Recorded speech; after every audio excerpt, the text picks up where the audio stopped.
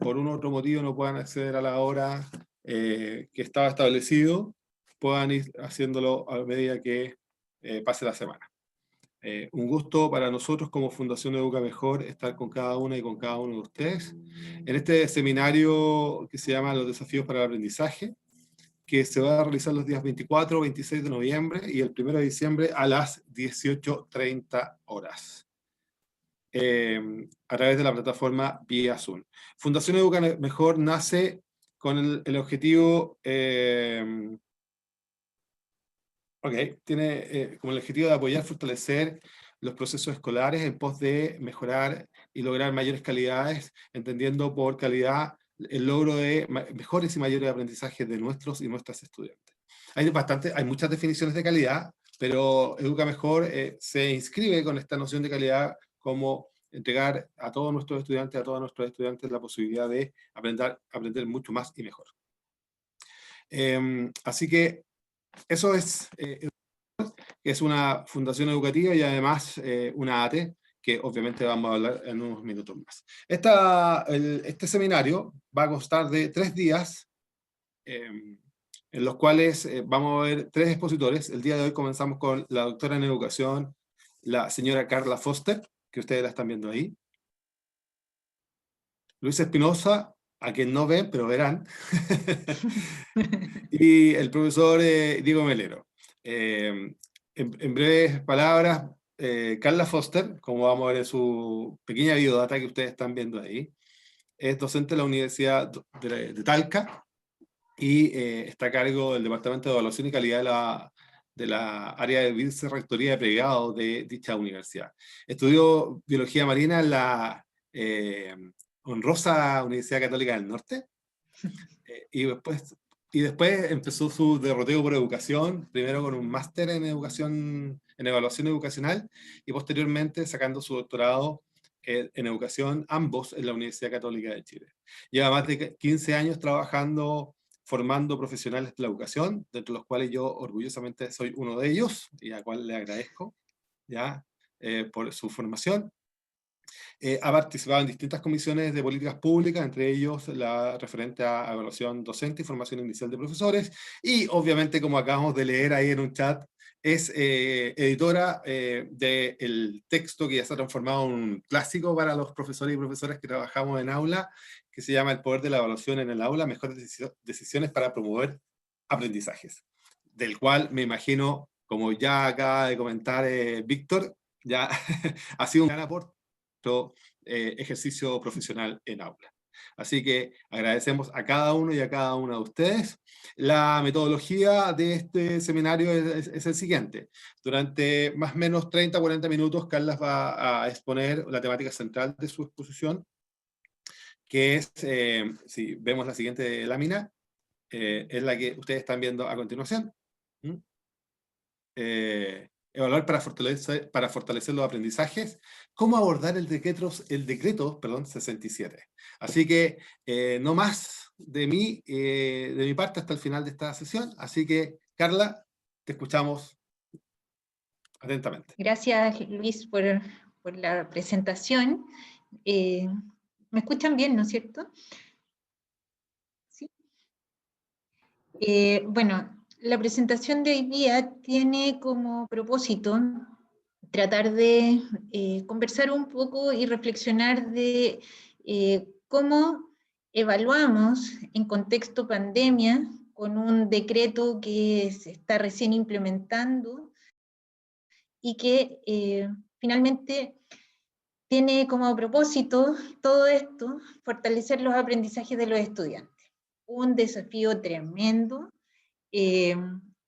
a distancia, algo que nos pegó a todos y que nadie sabía cómo hacerlo, y yo creo que muchos no sabemos muy bien aún cómo hacerlo, aunque ya llevamos algo de práctica.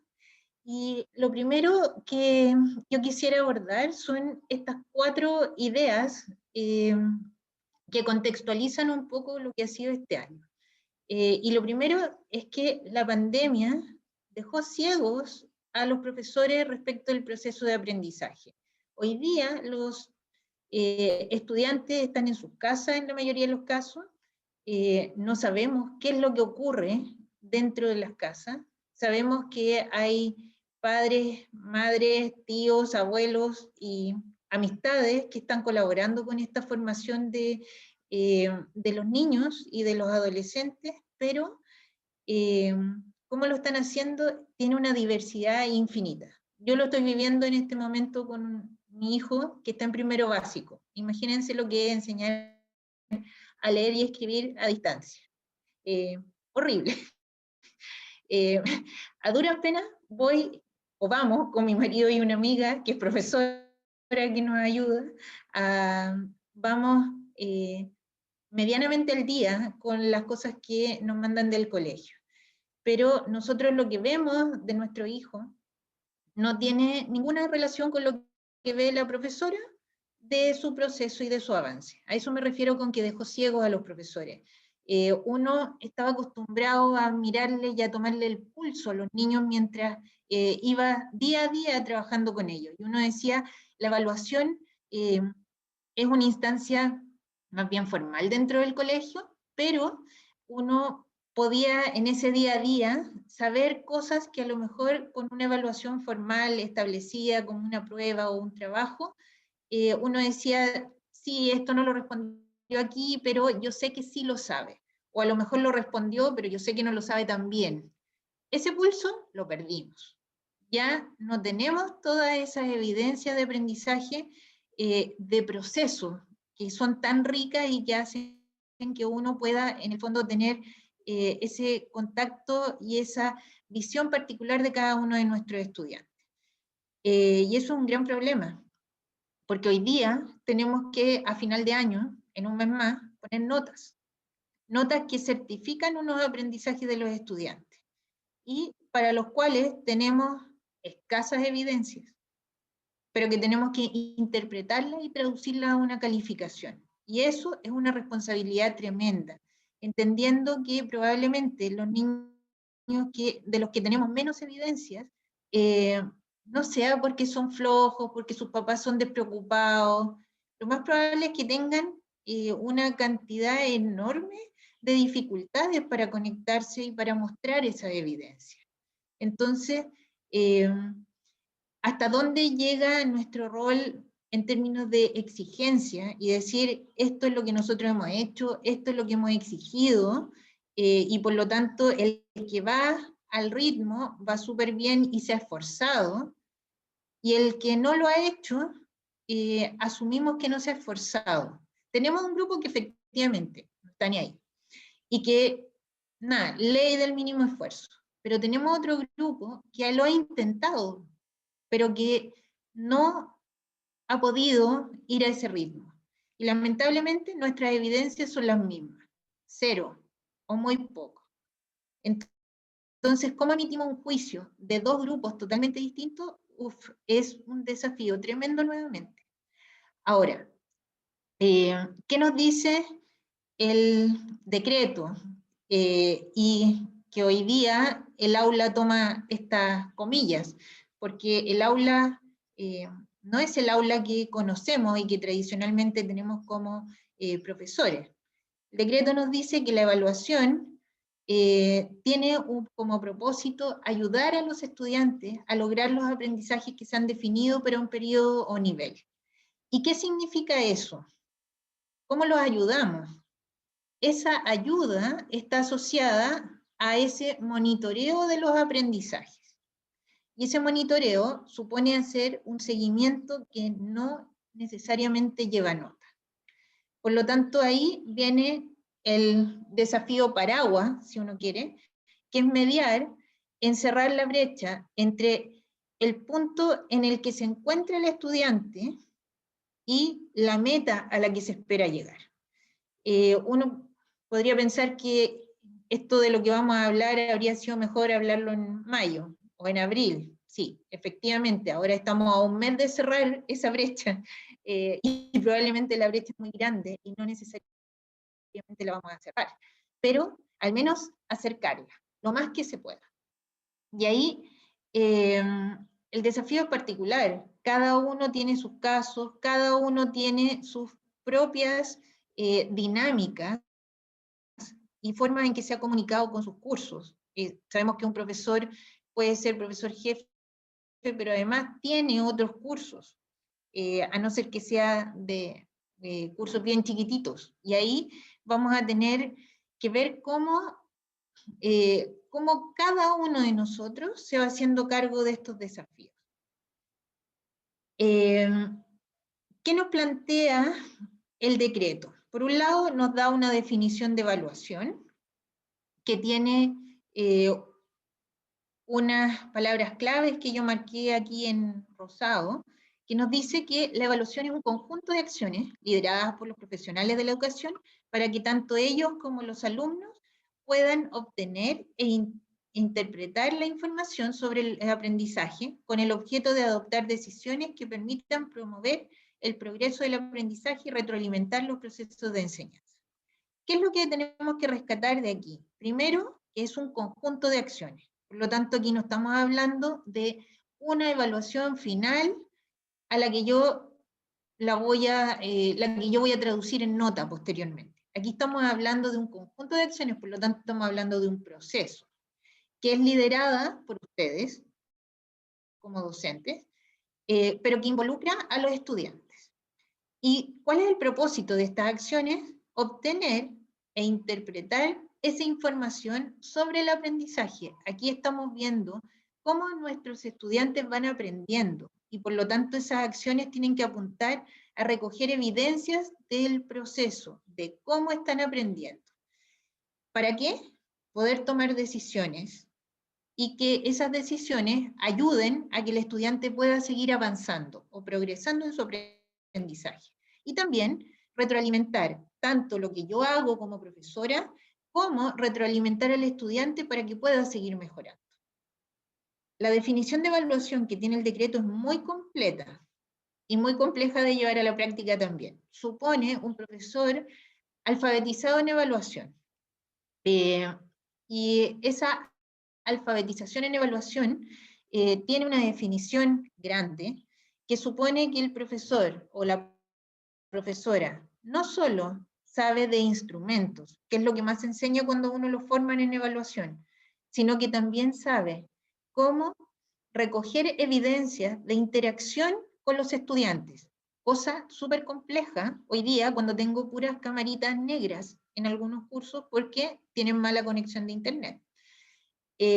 Otra cosa importante, cómo se toman las decisiones y cómo se analiza esa información. Entonces, un profesor o profesora no puede solo saber de instrumentos. Hoy día tiene que saber 4 áreas asociadas a la evaluación. Cómo recoger la evidencia, cómo interactuar con los estudiantes para recoger evidencia que no se recoge por instrumentos, cómo retroalimentar a los estudiantes en el momento y no solo con instrumentos estandarizados o formales, y cómo analizar los resultados y esa información. Por lo tanto, cuando uno se siente débil en uno de esos 4 ámbitos, necesariamente necesita profundizar ahí. Y eso es muy importante ser consciente y poder abordar esa área, porque si no, no vamos a poder cumplir con nuestra labor. Y vamos a ser profesores menos buenos dentro de lo que estamos haciendo. Porque vamos a recoger evidencia que no va a ser de tan buena calidad y por lo tanto nuestras decisiones no van a ser las mejores o las óptimas, porque vamos a estar recogiendo parcialidades de los estudiantes. Ahora, en términos de calificación, que es el otro gran concepto que presenta el decreto 67, la calificación dicen que corresponde a la representación del logro en el aprendizaje a través de un proceso de evaluación que permite transmitir un significado compartido respecto de dicho aprendizaje mediante un número, símbolo o concepto. ¿Qué significa esto? Que la calificación no es evaluación. La calificación lo que es la traducción de ese resultado de aprendizaje que yo a través de la evaluación en una escala que es compartida y que tiene un significado para todos. Todos sabemos que si uno se saca un 3, tiene un nivel de desempeño que es distinto a que si se saca un 6. Porque esa escala del 1 al 7, que es la escala que tenemos en Chile, Es una escala socializada, que cualquiera sea el colegio y cualquiera sea la persona que vea esa nota, va a saber de qué estamos hablando cuando hablamos de un 1, un 2, un 5 o un 7. Ahora, si esa traducción es una mala traducción porque recogimos mal la evidencia, porque hicimos mal el proceso evaluativo, nada, pues la calificación va a ser un número que no va a reflejar aprendizajes. Entonces, estos dos conceptos están en íntima relación, súper articulados, tienen que estarlo, para que efectivamente las notas o la calificación refleje los aprendizajes de los estudiantes. Y ahí, entonces, muy importante tener a la vista que son procesos distintos, que la evaluación puede o no llevar nota, y que la calificación es la síntesis del proceso evaluativo. ¿Qué otro concepto se nos plantea acá? Uy, perdón.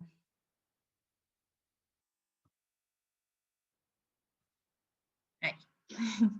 ¿Qué otro concepto se nos plantea en la evaluación?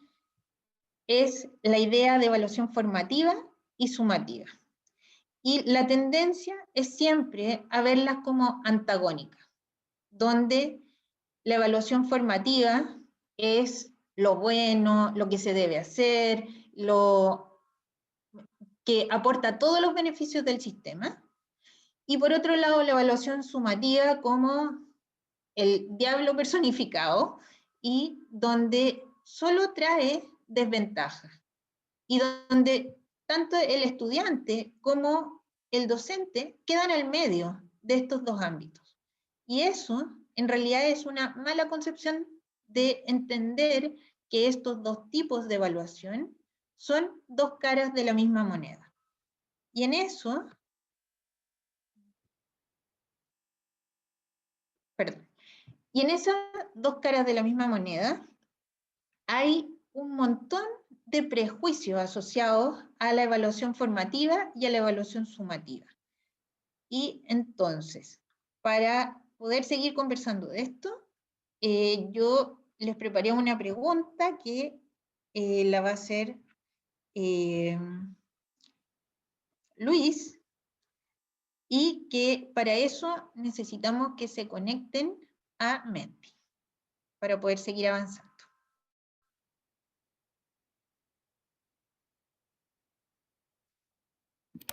Ya, debe ingresar al navegador en este momento y poner www.menti.com y le va a solicitar un código. El código es el 3822925 y lo voy a escribir por el chat en este momento. Ahí están las tres preguntas. Perdón, la pregunta es, ¿cuál de las siguientes afirmaciones representa mejor lo que hace usted en su práctica habitual en la sala de clase para levantar evidencia de los aprendizajes? Ahí hay tres opciones. Por favor, marque en www.menti.com con el código 3822 3822925 la respuesta que usted ya, perdón, la opción que mejor refleje su práctica. Tenemos a cuatro colegas que han respondido, 5 en este caso. Las alternativas son: evalúo a los estudiantes durante las clases sin que se den cuenta. Segundo, aviso a los estudiantes en la clase anterior y hacemos una evaluación similar a la que irá con nota. Y la última alternativa, la que ustedes están viendo en su parte derecha de la pantalla, hago practicar a los estudiantes con guías para que estén preparados para la evaluación sumativa. Esas son las tres opciones de las prácticas que, según lo que ustedes están respondiendo, representa de mejor forma su práctica evaluativa en la sala de clase. Oye, en el chat Yadi nos pregunta, ¿qué pasa si ninguna corresponde a lo que yo hago? Cuéntenos en el chat qué es lo que hace. Sí. Ya, a ver, ¿cuál sería la modalidad que usa entonces en la práctica? Bien, ahí tenemos 31, obviamente el 48% nos manifiesta que evalúa a los estudiantes durante la clase sin que estos se den cuenta, y un 34%, que son las dos tendencias mayoritarias, es que practica con los estudiantes con guías que estén preparadas para la evaluación sumativa. ¿Ok?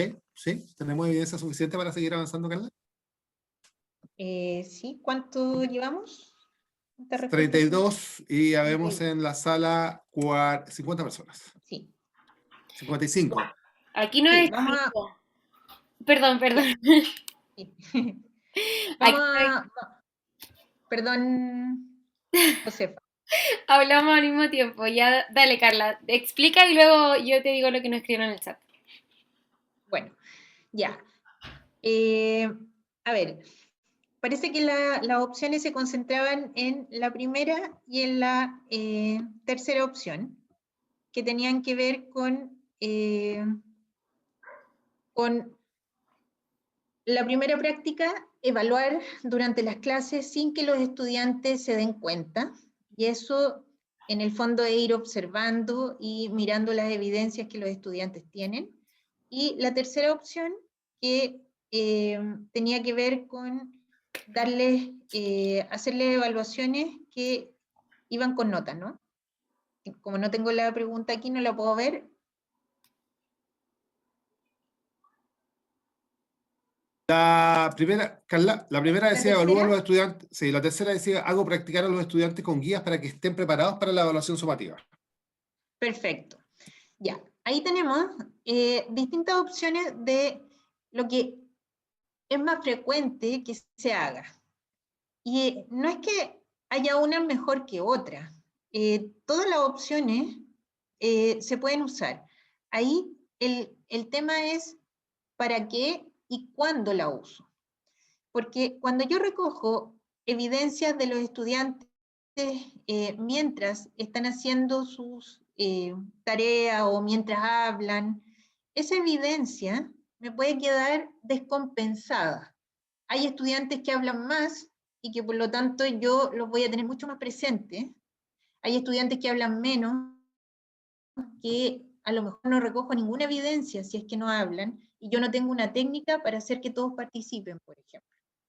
Entonces, cuando yo voy a usar esa opción, tengo que asegurarme de tener hasta cierto punto igualdad de posibilidades de recoger evidencia de todos los estudiantes, porque si no, voy a tener mucha de algunos, poquita de otros. Entonces, en ese sentido, es una buena práctica, porque yo voy mirando efectivamente el proceso, pero tiene el riesgo de no mirar en detalle el proceso de todos los estudiantes de la sala.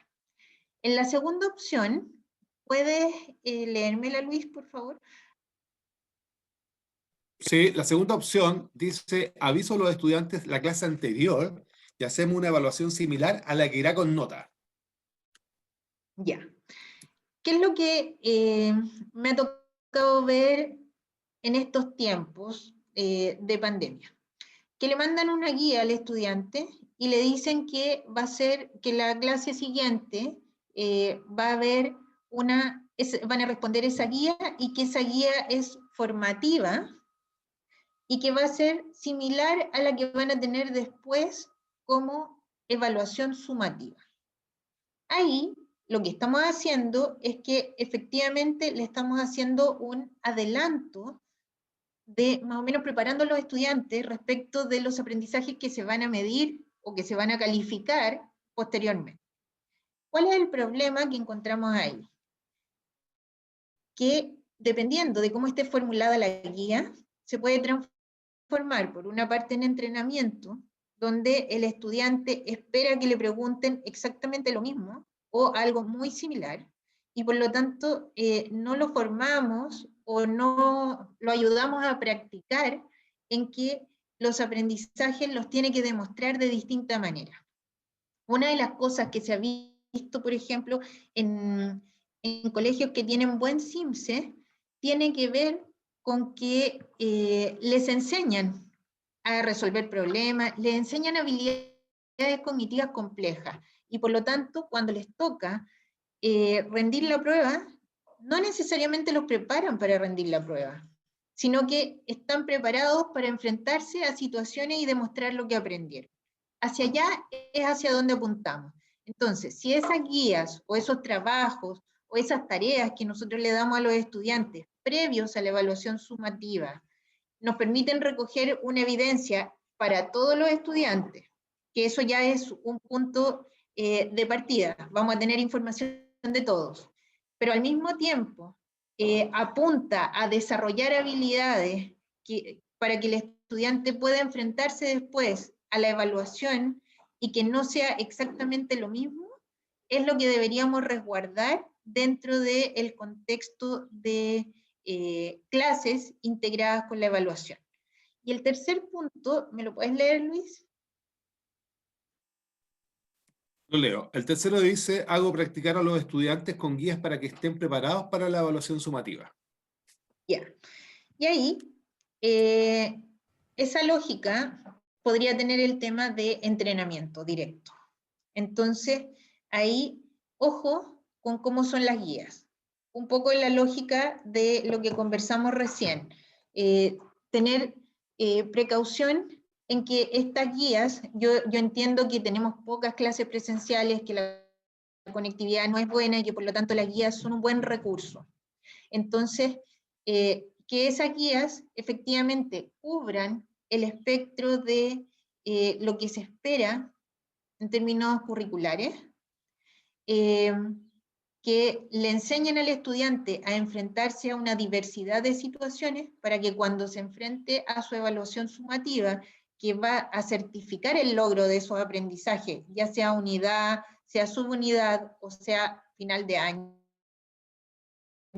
si aquí estamos en una evaluación de cierre, el estudiante haya tenido experiencias distintas de enfrentarse a situaciones o desafíos, más que a evaluaciones propiamente tales, que le permitan abordar de buena forma esa evaluación.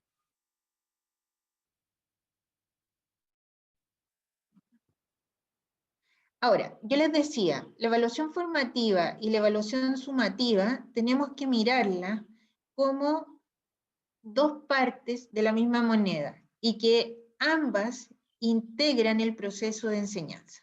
El artículo 4 del decreto de evaluación indica el proceso de evaluación como parte intrínseca de la enseñanza podrá usarse formativa o sumativamente. ¿Qué significa eso? Y después en los dos cuadrados azules tenemos las definiciones de evaluación formativa o de uso formativo y de evaluación sumativa.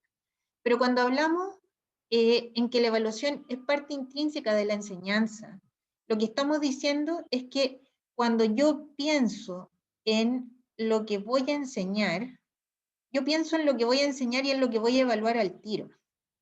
Y mejor aún, si yo pienso, estos son mis objetivos de aprendizaje que tengo que lograr, luego pienso, ¿cómo el estudiante me podría demostrar que los logra? Y luego pienso cómo se lo enseño para que después me lo demuestre. Cuando yo invierto la lógica de planificación y no pongo la evaluación al final, sino que la pongo adelante, yo genero una mejor planificación. Vamos a ver con un ejemplo un poquito más adelante. ¿Qué es lo que me interesa de esta lámina? Que cuando yo tengo la evaluación, yo le puedo dar este uso formativo. ¿Qué significa esto? Que yo quiero monitorear el proceso. Y cuando yo quiero monitorear el proceso, yo lo que estoy haciendo es acompañar al estudiante.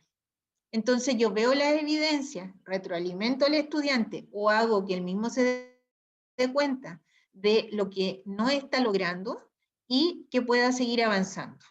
Y tomo decisiones en el proceso de, por ejemplo, darle una guía extra, por ejemplo, no hacer la clase siguiente que tenía planificada, sino que seguir retomando esto si es que el curso yo veo que no está avanzando como esperaba.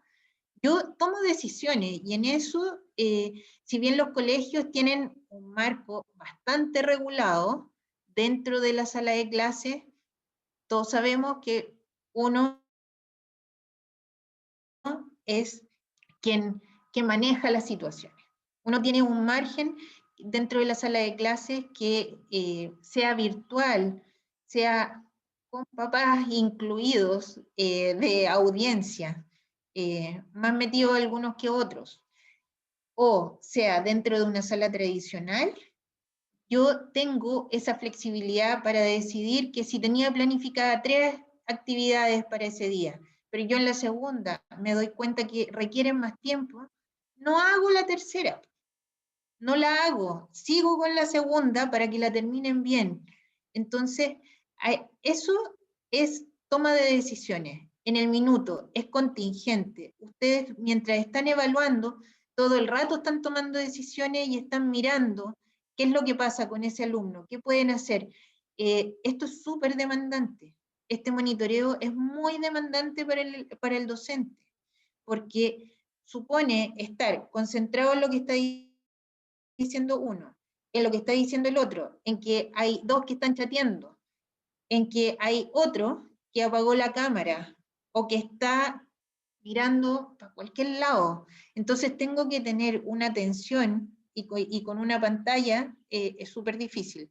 Yo veo a la profesora de mi hijo que proyecta en el celular para poder tenerlo a la vista en la pantalla y tiene 24 niños. O sea, en un curso de 40 no le alcanzan en la pantalla.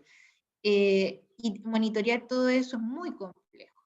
Entonces, ¿cómo yo diseño estrategias puntuales o hitos pequeñitos dentro de mis clases para poder hacer ese seguimiento?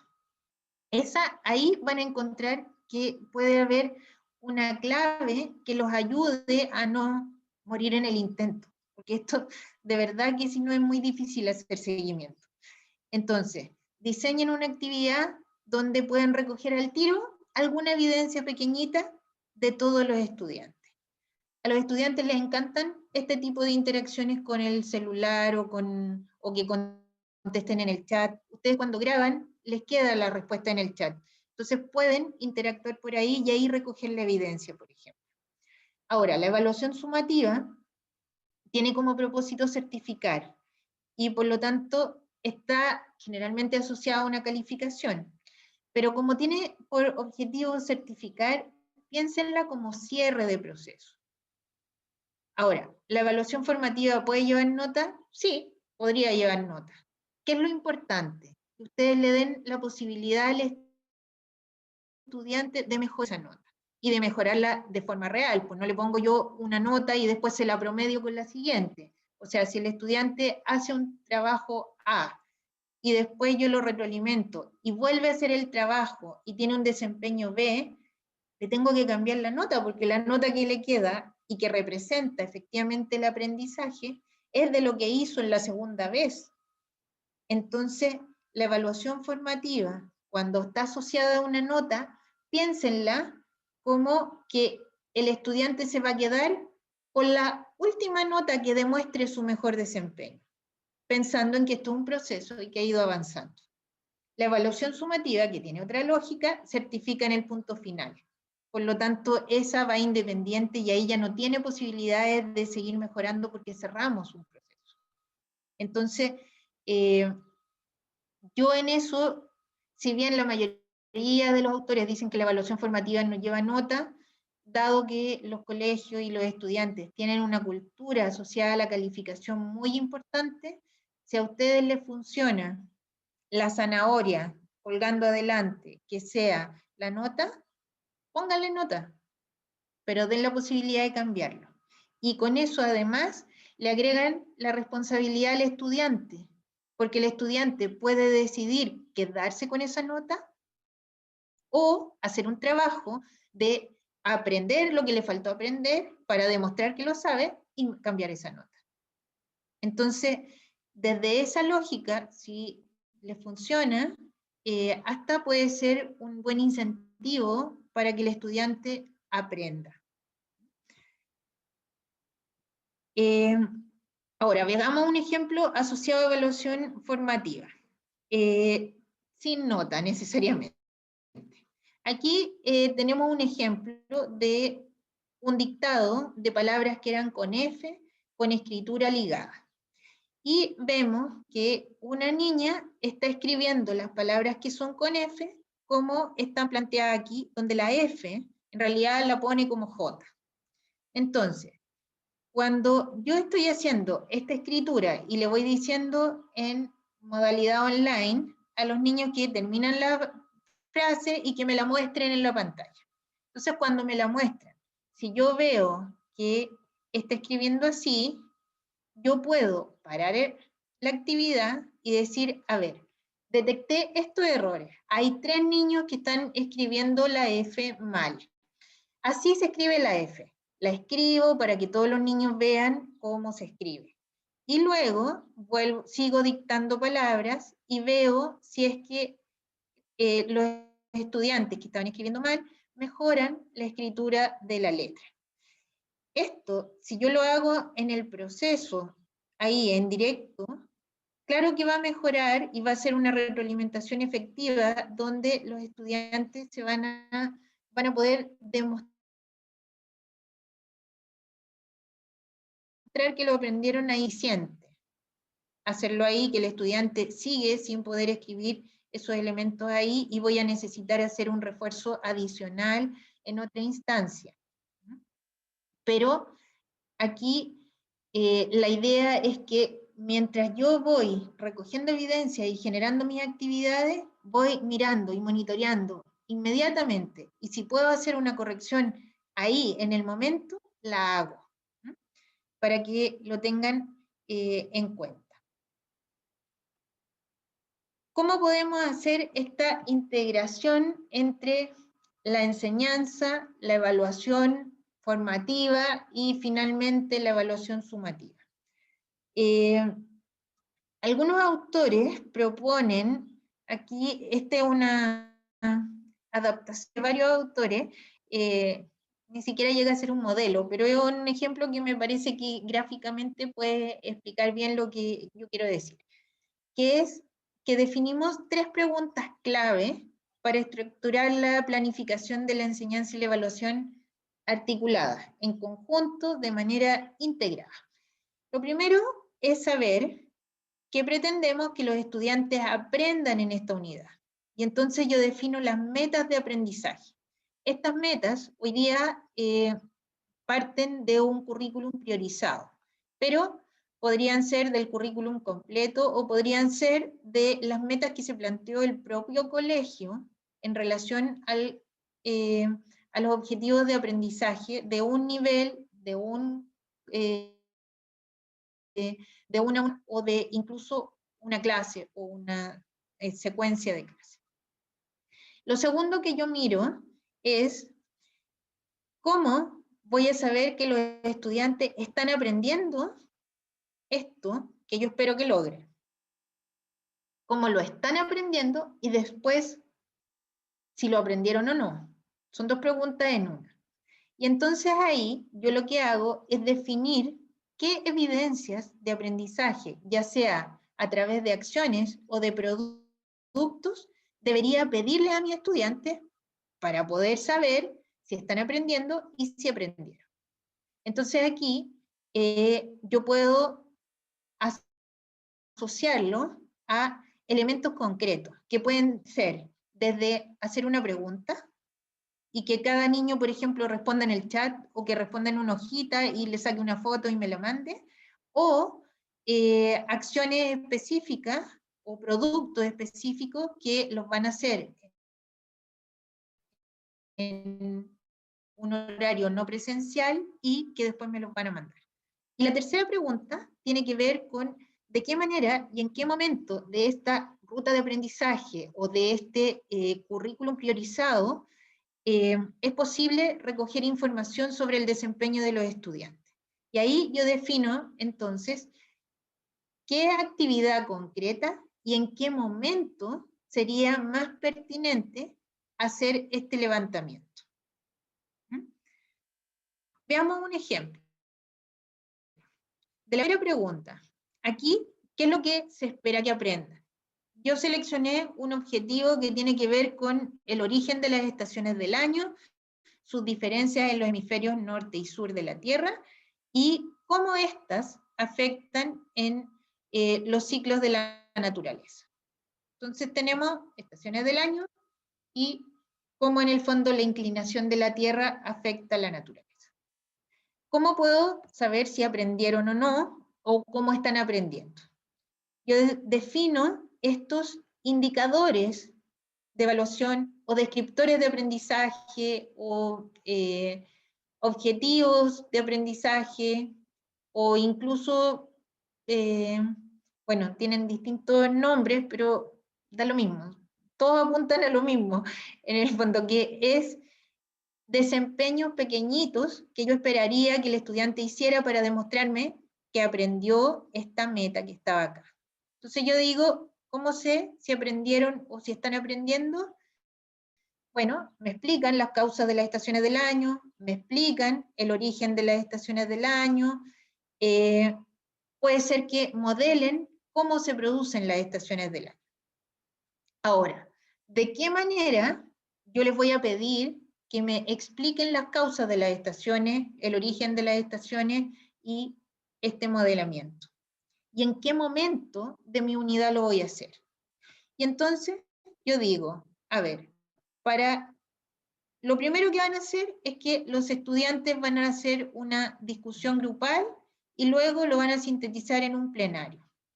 Y entonces, yo tengo dos opciones. Si es que tengo conexión, a lo mejor los voy a hacer grupos pequeños, los voy a dividir en el curso, cada grupo pequeño va a hacer su discusión y luego van a volver a la sala común y van a hacer su presentación de síntesis. Si tengo mala conectividad y no tengo forma de hacer esta separación en grupos pequeños, bueno, los puedo sacar de la clase, que hagan la discusión ellos por su cuenta y que luego me hagan, por ejemplo, un video de síntesis en la lógica de plenario. Y en la clase siguiente, entonces, cada video yo lo proyecto y luego seguimos discutiendo. ¿Qué pasa con esto?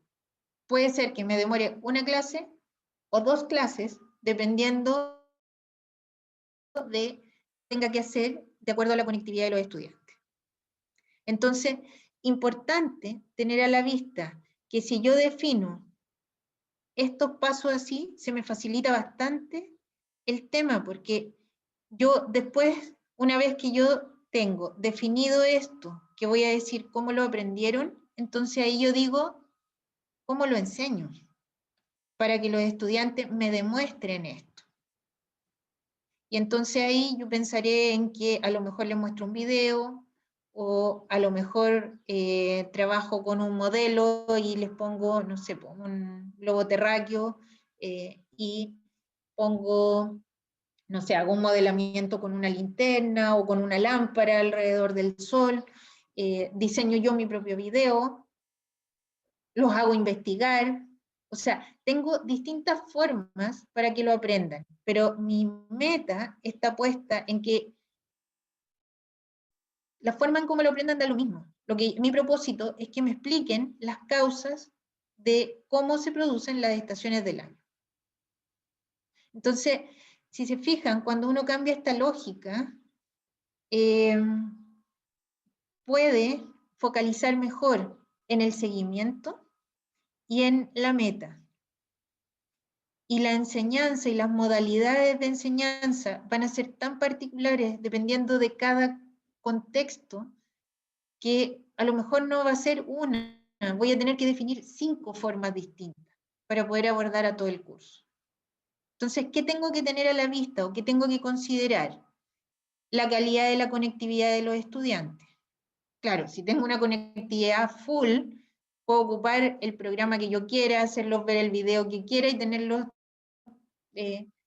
con una lógica muy distinta a la de si tengo una conectividad muy mala o no tengo conectividad. Lo otro, la disponibilidad de equipo. Uno tiene que tener claro que en ninguna casa hay un computador por persona. Ni en las mejores casas porque hay muchos niños. Entonces, tengo que ver si ese equipo es compartido y qué horarios tengo y cómo se organizan para que puedan hacer uso de ese equipo. Tengo que tener claras las condiciones contextuales. Esos padres o esos tutores de la persona adulta con la que se está quedando el niño maneja la tecnología, porque a lo mejor los papás tienen que ir a trabajar y se está quedando con la abuelita que no tiene idea de cómo conectar al niño. El niño no se sabe conectar solo porque no es autónomo todavía. O porque necesita conectarse a un teléfono que le dé internet y no sabe hacer eso. La capacidad de los estudiantes para realizar las actividades tiene que ver con la autonomía, con la autorregulación, con si el niño, por ejemplo, tiene un nivel de comprensión lectora adecuada para entender las instrucciones que le voy a dar, porque si no la tiene, entonces tengo que partir por fijarme en cómo voy a hacer las instrucciones. El tiempo que va a requerir la actividad, tengo que estimarlo. Una forma de estimarlo es que en general cuando uno lo hace, cualquier trabajo que uno haga, multiplicarlo por 3, porque eso es más o menos lo que se demora en los niños, excepto que sea algo tecnológico. Que ahí uno podría dividirlo por 3 porque uno se demora el triple que el resto que un estudiante, cuando no tiene tantas habilidades tecnológicas. Y finalmente, lo ideal, ¿es posible que esta actividad yo la integre con otra asignatura? Porque si yo la integro con 2 o 3 asignaturas y pongo que voy a hacer el origen de las estaciones, pero además voy a trabajar con tecnología, y en tecnología lo que van a hacer es que este video de la explicación la van a hacer con stop motion, por ejemplo. Estamos trabajando habilidades distintas, aprendizajes diferentes, pero concentrados en una tarea común. Eso disminuye la carga, motiva más al estudiante y permite que vean que las asignaturas en el mundo real son integradas, no están compartimentalizadas como en el sistema escolar. Y eso también hace que las tareas sean más entretenidas para los estudiantes. Esto se trabaja harto en la lógica de proyecto. Lo que hay que tener en cuenta es que no se transformen en proyectos para los padres. Y que al final uno pida algo tan sofisticado en términos de producto que el niño no lo puede hacer y lo terminan haciendo el adulto a cargo. Ahora, para pasar a la calificación y para que yo pueda tomar un poquito de agüita, vamos a responder otra pregunta. Bien, nuevamente les pedimos ingresar a la plataforma www.menti.com y responder la pregunta que están en este momento ustedes visualizando en pantalla, que es sobre la calificación. ¿Con qué frecuencia realiza una de las siguientes prácticas? Por favor, vamos a liberar para que usted pueda responder. Vamos a abrir la votación. Ahora está abierta. Por favor, responda sobre la calificación. ¿Con qué frecuencia realiza las siguientes prácticas? Tiene ahí 5 opciones. La primera es: planifico mis clases según el número de notas que debo poner.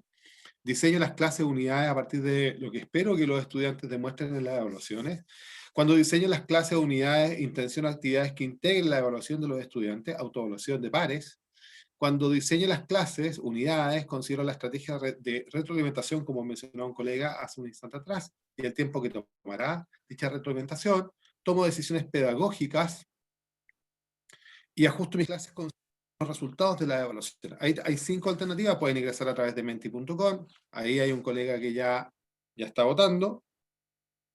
Por favor, es www.menti.com.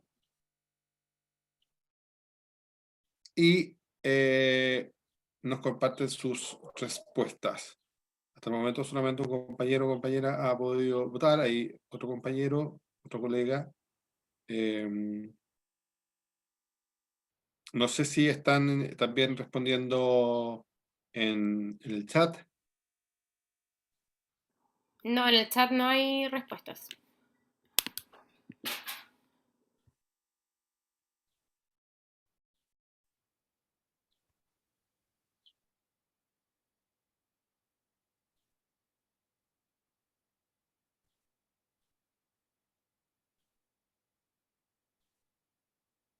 Ok. Bien.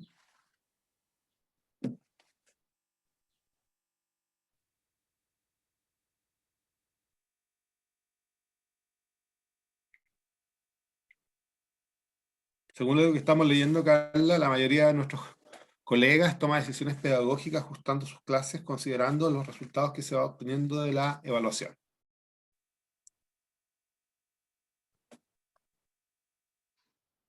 Catherine, ya te respondo la pregunta que hiciste por chat.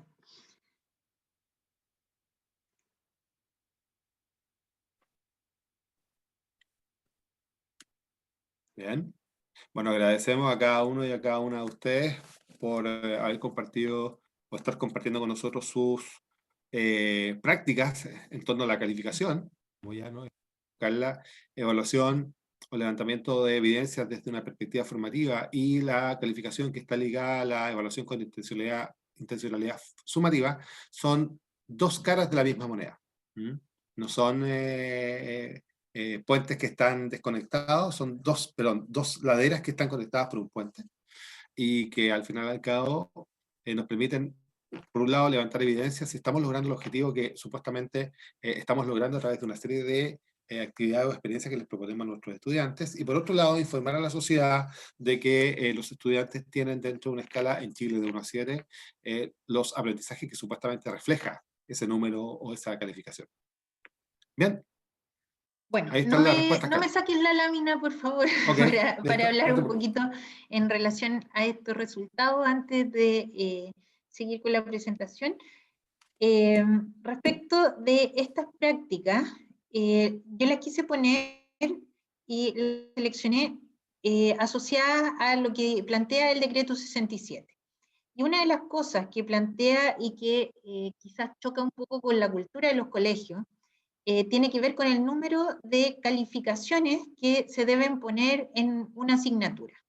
Y hay una regla que se ha usado durante mucho tiempo y que la verdad nadie sabe de dónde viene, que tiene que ver con que es el número de horas multiplicado por el número de horas de la asignatura más 1 o más 2, dependiendo de si la asignatura tiene pocas horas, como el área artística, por ejemplo, o si tiene muchas horas, podría ser el número de horas, como en el caso de matemática o lenguaje.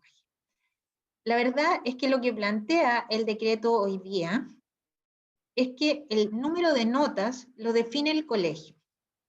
Y no solo ese número no es parte de ningún decreto, porque el decreto solo dice que es una nota por periodo. Por lo tanto, si el colegio tiene trimestre, lo que necesita son 3 notas y una nota final, que resume los 3 trimestres. Si tiene semestre, 2 notas y la nota final que resume los 2 semestres. Eso es lo que se plantea que los colegios tienen que reportar al ministerio. El resto es creatividad de los colegios. En parte, para controlar el labor docente, en parte para definir ciertos hitos que están asociados a la temporalización del periodo académico que tenga el colegio. La cosa más maravillosa que yo encuentro de este decreto en relación a las notas tiene que ver con que se pueden ponderar y que aparece que ya no es todas las notas valen lo mismo, excepto la nota global que vale por 2, sino que ahora yo puedo decir, voy a poner una nota que vale un 30% del trimestre o un 30% de la asignatura incluso, y esta va a valer un 10% y esta va a valer un 20%, y yo puedo asignarles ponderaciones distintas. ¿En función de qué le asigno esas ponderaciones diferentes? En función del peso que tienen para la asignatura y la relevancia en términos de aprendizaje que tienen. Entonces, cuando yo tengo esa posibilidad, yo planifico, no en función de las notas que tengo que poner, porque las notas van a estar asociadas a los hitos que yo defina en la planificación. Es al revés. Entonces, ahora, esto supone una madurez, un consenso y un acuerdo al interior del colegio en relación a cómo voy a poner esas calificaciones y una de una discusión y comunicación respecto de esas ponderaciones. Cada colegio tiene derecho a establecer su sistema de asignación de notas de la manera que quiera. El decreto lo deja libre. Pero es importante tener a la vista la utilidad que tiene el que las notas se puedan poner como pesos ponderados. Entonces yo me puedo sacar un 7 en un dictado, pero un dictado es así de pequeño comparado con lectura comprensiva, por ejemplo. Entonces, no podría valer lo mismo. Y hoy día sí valen lo mismo. 2 notas parciales valen lo mismo. Entonces, eso obliga a que los profesores, ¿qué hacen? Tienen un cuaderno paralelo. Entonces, ponen 8 dictados y esos 8 dictados valen una nota. Y ahí lo que están haciendo es ponderar. Solo que es una ponderación encubierta, porque finalmente no se sabe cuánto pesan esos dictados dentro de todo el resto. Entonces, ahí la invitación es a darle una vuelta al número de notas y a la ponderación o al peso que tienen para poder transparentar mejor que esas notas reflejen aprendizaje. Respecto del segundo punto, diseño de las unidades o clases a partir de lo que espero que los estudiantes demuestren en las evaluaciones, es lo que veíamos antes. O sea, cuando yo diseño mis clases en función de lo que espero que me demuestren, yo tengo la meta ahí al frente. Y entonces yo mis clases las diseño para que el estudiante aprenda, trabaje, practique para demostrarme esa meta. Y entonces, si todos se sacan un 7, maravilloso, porque quiere decir que todos lograron lo que yo esperaba que aprendieran. Entonces, ojo con eso, no le tengan miedo a las notas, a los buenos desempeños de los estudiantes. Un buen profesor no es el que corta cabeza. Un buen profesor es el que logra que todos sus estudiantes aprendan y demuestren que lo aprendieron. Entonces, y en eso la evaluación juega un rol clave. Cuando diseño las clases unidades, intenciono actividades que integren la evaluación de los estudiantes. Importante, si nosotros queremos hacer un seguimiento a los aprendizajes con un buen monitoreo, como docentes morimos en el intento, solos. ¿Por qué? Porque es mucha pega.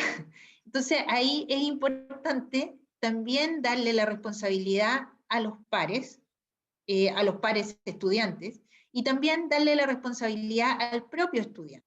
Y ahí una cosa importante, cuando uno trabaja con rúbrica y con tareas de desempeño, el estudiante tiene que hacer un trabajo. Con pruebas no funciona. Ahí no hay nada que hacer, uno como docente tiene que asumir la responsabilidad de revisar, retroalimentar. Pero cuando uno trabaja con tareas que tienen que ver con desempeño o con productos, uno puede pasarle la rúbrica al estudiante y decirle, usted autoevalúese. Y cuando me entregue el trabajo, tiene que venir con la autoevaluación. Y si usted aquí cree que tiene 2 puntos, entonces tiene 2 posibilidades, 2 de 4. ¿Qué va a hacer? ¿Me va a entregar un trabajo malo cuando usted sabe que esta parte le quedó mala o la va a arreglar? ¿Qué es lo que pasa generalmente? Cuando el estudiante revisa la rúbrica, el desempeño sube y les va mejor, porque se da cuenta que no va a tener el máximo y entonces arregla esa parte.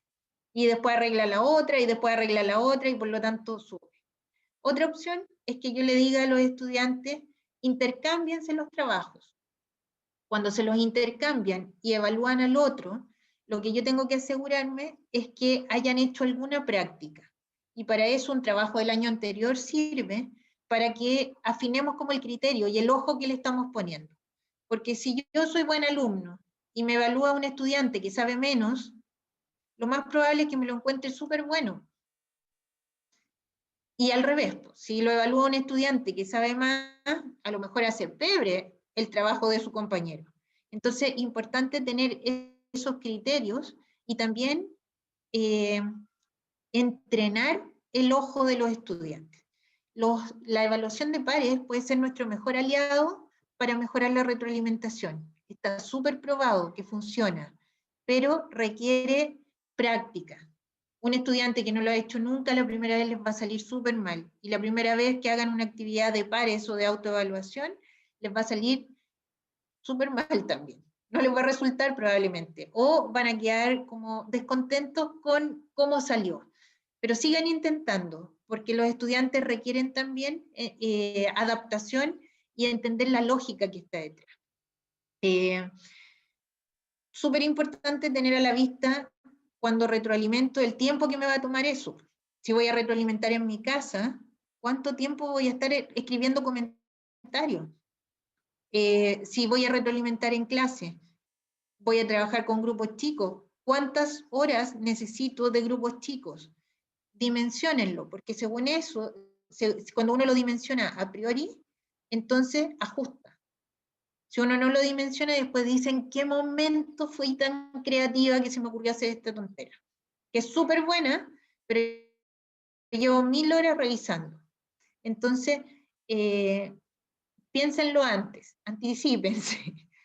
Y por último, tomar decisiones pedagógicas y ajustar sus clases en función de los resultados. Esto es muy importante. Si yo no ajusto y no considero los resultados que tuve con mis estudiantes, yo lo único que hago es que mantengo la brecha, porque el estudiante que no aprendió esto quedó aquí, sigo avanzando con lo otro, pero este ya se me quedó atrás, y entonces mientras más avancen, este va a ir quedando atrás. Entonces yo necesito ajustar. La gracia que tiene esta modalidad online es que yo puedo generar grupos diferenciados, puedo generar grupos más pequeños. ¿Es más trabajo? Sí, tengo que repetir 2 veces la clase, pero ¿puedo lograr mejores aprendizajes? También, porque puedo trabajar con grupos más pequeños y focalizarme en las necesidades de esos grupos. Entonces, ahí tengo otra opción para trabajar en eso. Volvemos a la presentación.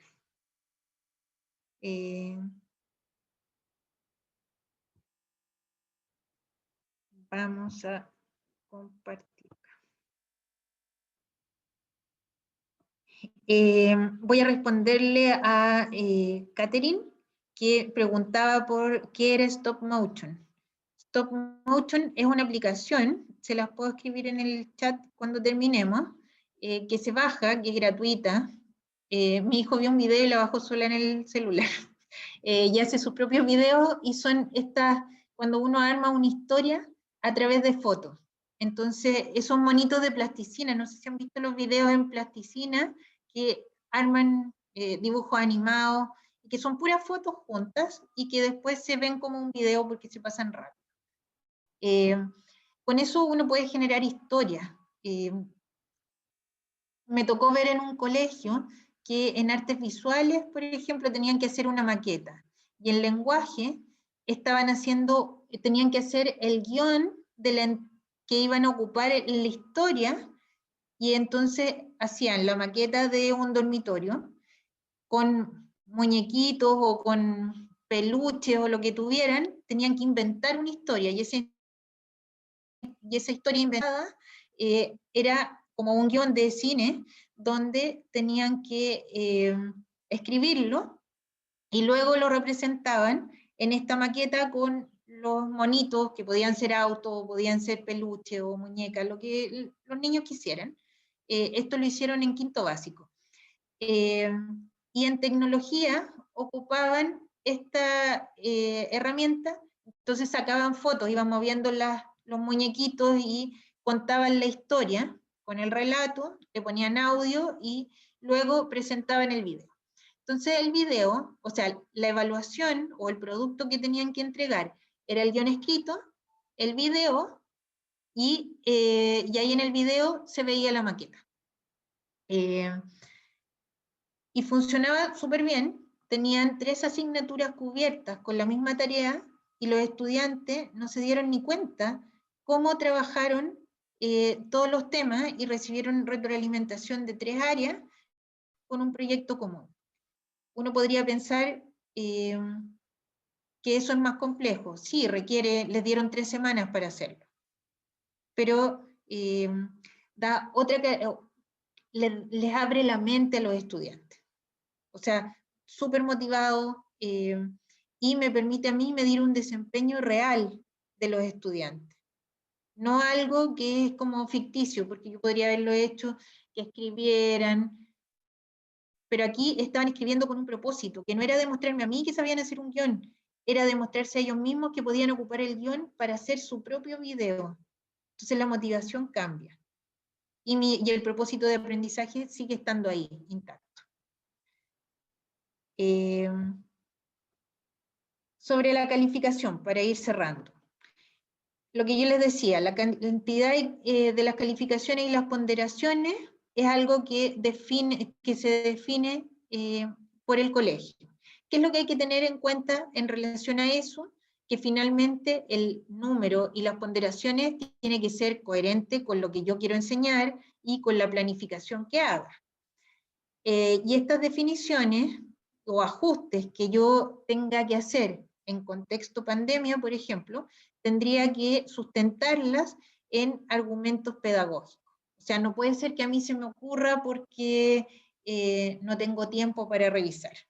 Ese no es un argumento pedagógico. Entonces, me mataría revisando, lamentablemente lo planifiqué mal, pero no puedo dejar de hacerlo por razones que no son pedagógicas o que no implican aprendizaje de los estudiantes.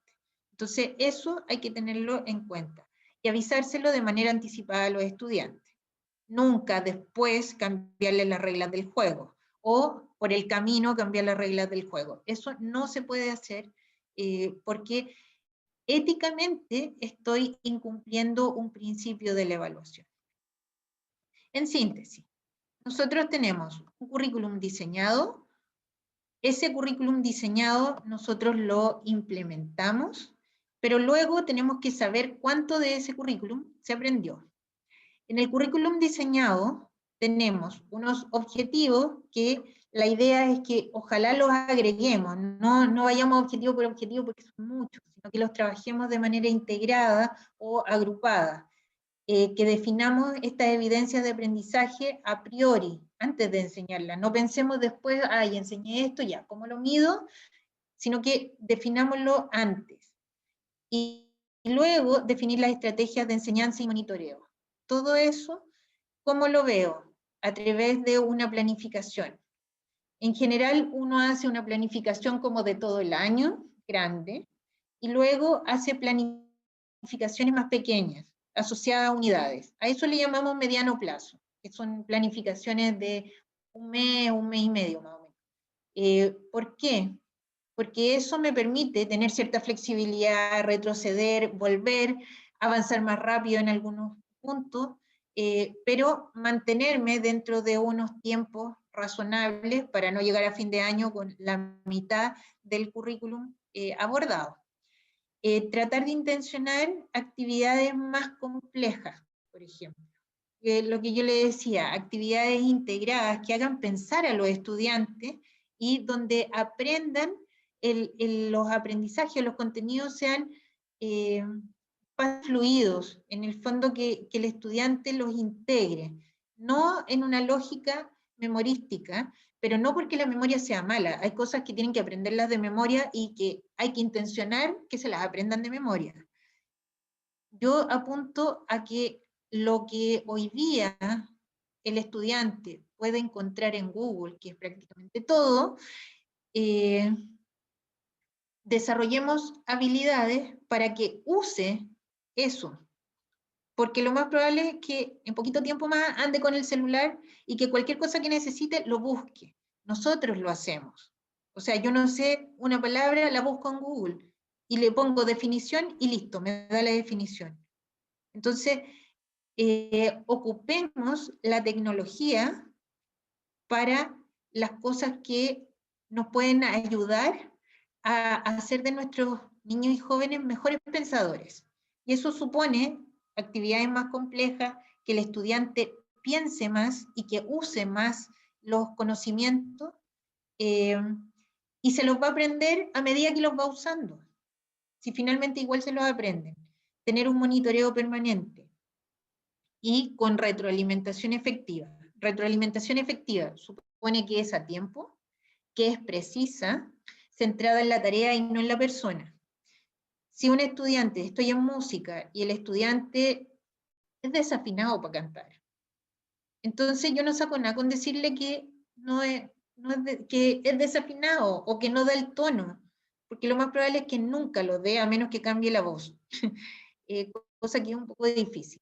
Entonces, ¿cómo yo hago que ese estudiante aprenda tono, ritmo, que son los elementos que yo espero que aprenda en música, sin tener talento?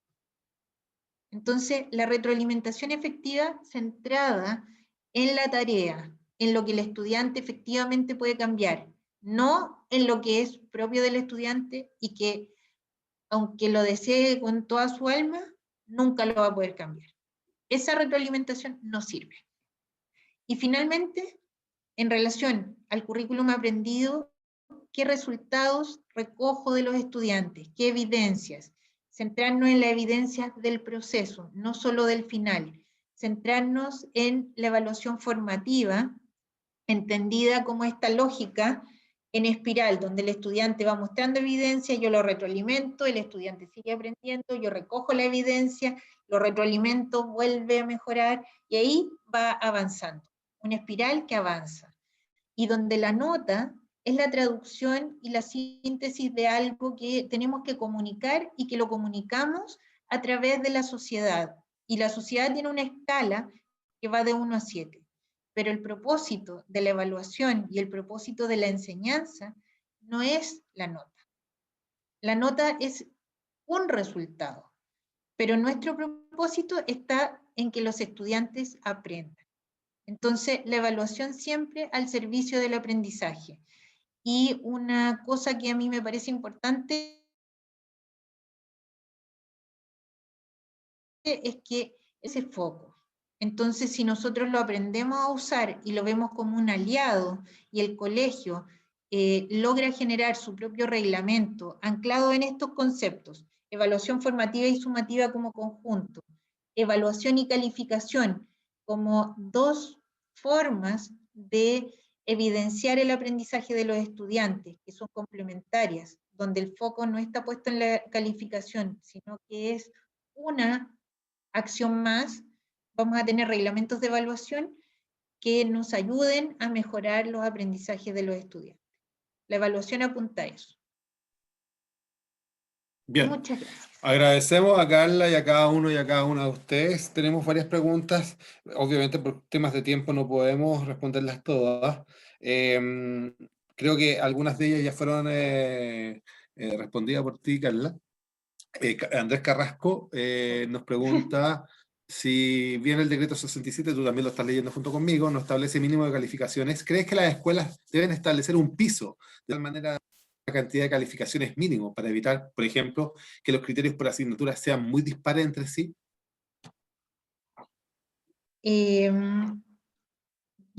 Sí, o sea, sí, yo creo que tiene que haber un acuerdo, pero no sé si es un piso mínimo para todas las asignaturas. Las asignaturas tienen distinta naturaleza. Yo pensaría que ahí son acuerdos de acuerdo en función o utilizando criterios que tengan que ver con qué es lo más adecuado para hacer ese seguimiento, dónde tengo que poner los hitos y cuántos hitos puedo poner para que el docente no se lleve calificando a los estudiantes por cualquier cosa. Entonces, más que un número mínimo común para todas las asignaturas, yo creo que hay que tomar acuerdos, y que lo que no puede pasar, y que el decreto sí lo recuerda, es que no puede haber solo una calificación por asignatura. Okay, Las asignaturas okay. no pueden tener más de, el peso máximo creo que pueden tener es 30%. El 30% De la nota.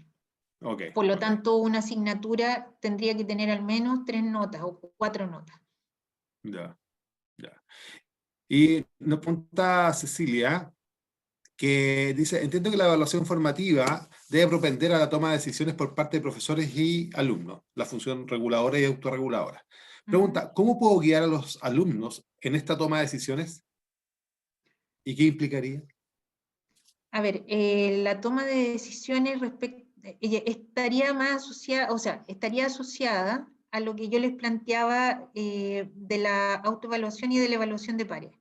En la medida que voy haciendo responsable al estudiante de su aprendizaje, le voy traspasando esa toma de decisiones, porque yo lo retroalimento y le digo, mira, a ti te falta mejorar esto, las opciones para que tú mejores esto que yo te digo pueden ser A, B o C.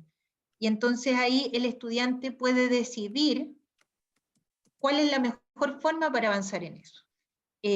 A través de la autoevaluación también se puede trabajar el tema de la toma de decisiones, porque si el estudiante al autoevaluarse se da cuenta que hay algo que le falta, puede mejorarlo ahí mismo y por lo tanto está haciendo uso de esos resultados de la evaluación para mejorar de manera inmediata. Entonces, voy haciendo a los estudiantes más autónomos, más autorregulados y más responsables de su aprendizaje. Pero eso no es instantáneo. Eso requiere un trabajo que parte con una actividad pequeña, donde yo lo voy haciendo una práctica habitual y donde ojalá todo el colegio, o una parte importante del colegio, genere las mismas prácticas para tener una cultura común y que el estudiante en el fondo ya sepa que eso es así y por lo tanto es fácil que lo interiorice como práctica habitual de trabajo. Sí, súper. Y eso es un punto importante, como tú lo mencionas, Carla. Esto no es un proceso automático, no se va a dar de un día para otro. Recuerden que, y eso lo hemos discutido con varios profesores y profesoras a lo largo de todo este año, que la mayoría de nosotros, la mayoría de nosotras, está muy centrada en la evaluación como un acto administrativo, no como un acto pedagógico.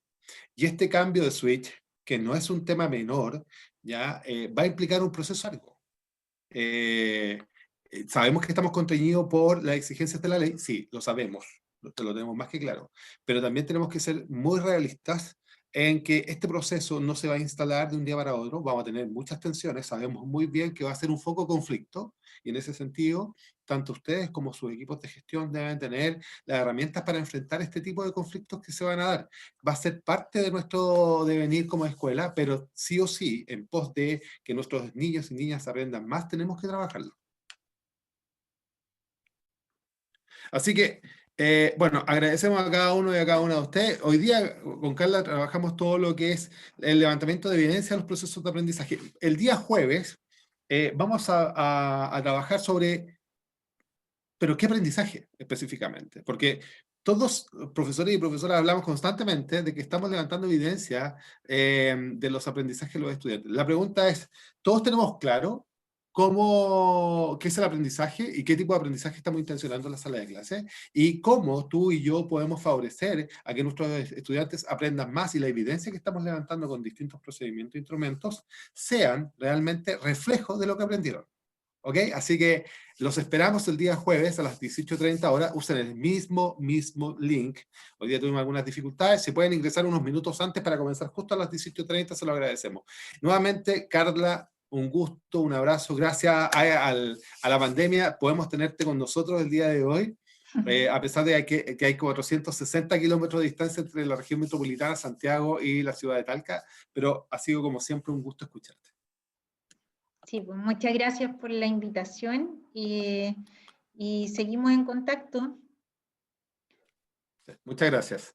A todos, obviamente, colegas que están acá, los invitamos a visitar nuestra página web www.educamejor.cl, en donde van a encontrar en un tiempo más esta grabación y otros recursos que ustedes pueden utilizar para seguir fortaleciendo nuestro profesionalismo ya en nuestra actividad docente. Así que un gusto, muchas gracias.